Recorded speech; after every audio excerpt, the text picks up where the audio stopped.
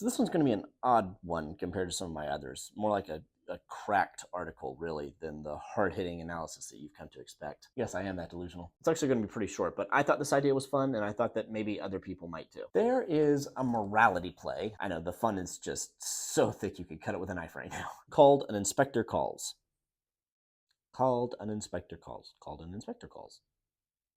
It tells the story of a wealthy father, mother, daughter, son, and the daughter's fiance having a celebratory dinner because he just became the daughter's fiance. They're having a grand old time when suddenly an Inspector Gould calls. He tells them that a local woman named Ava Smith took her own life that night, and each person in the room was mentioned inside of her note. So he has some questions for them. None of them recognize her name, but when Gould shows Arthur, the father character, her photo, he recognizes her as a woman who recently worked at a factory.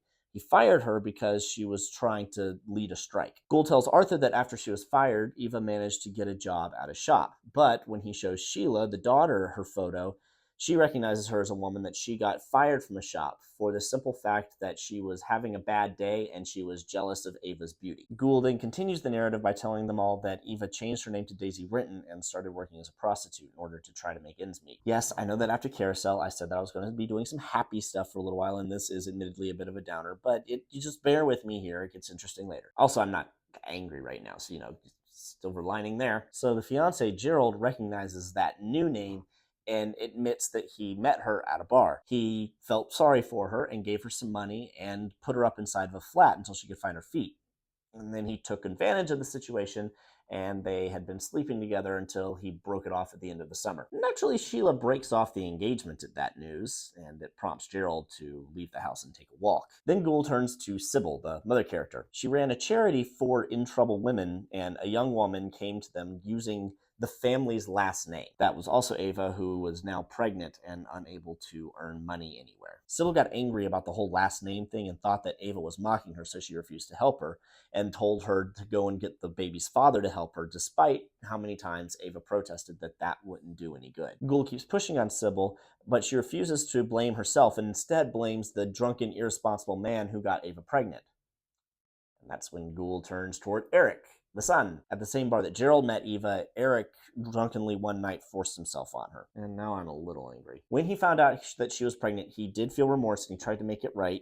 Unfortunately, because he had been kind of cut off, he did so by stealing money from his father's company. When Ava found out where the money came from, she refused to take it and refused to see him again. So now everyone is very angry at each other, and they're all yelling and passing blame when Gould decides that now's the time to take his leave. But before he does, he reminds them all that actions have consequences, and we need to remember that other people are also people, and we need to look out for each other. Then he specifically says, and this is a direct quote, "If men will not learn that lesson, then they will be taught it in fire and blood and anguish." Evening kind of fades into a quiet reminiscence as guilt sets in, but then they start to reflect on how odd it all was. Gould didn't actually accuse anyone except for Eric of anything criminal, and he made no effort to arrest anybody. He just left. Was he really even an inspector? Then Gerald comes back and says that while he was walking, he had stopped by the police station and was told that there is no Inspector Gould anywhere in the area.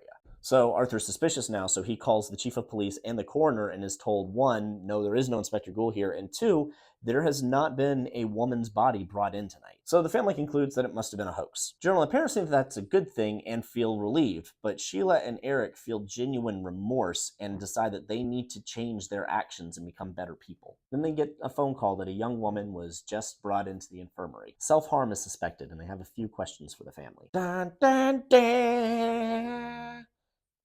I'm not as cute as a hamster or a sloth belt. And that's the end, in the play at least. One change that was made because of the jump from play to film is that in the play there's a bit of an ambiguity and an uncertainty about whether or not all of these girls were in fact the same person. Eva kept changing her name, and Inspector Gould never showed the whole family the photograph at the same time, meaning he could have shown Arthur and Sheila a different photo. But the movie actually shows flashbacks of what happened, and that solidifies, yes, it was in fact the same woman. It also added a scene at the end where after Inspector Gould leaves, he kind of wanders the city and he comes across Eva sitting on a bench and he watches her drink poison and die. So all that is intriguing, but how is it a prequel and to what?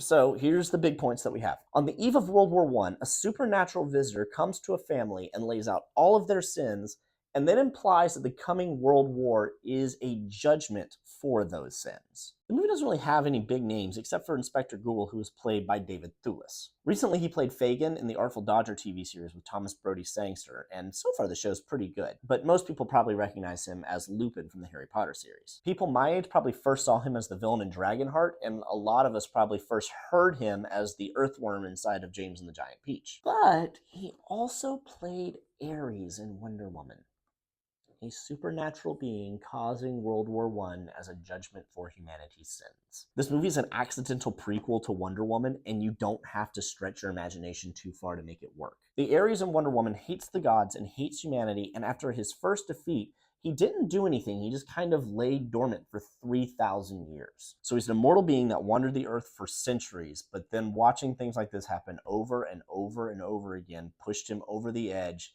and he finally went back to his old ways and tried to destroy humanity again. Is it silly? Yes. Is it fun? Also yes. So I told you this won't be short. That's all I've got. You'll see me next time if you subscribe. Bye.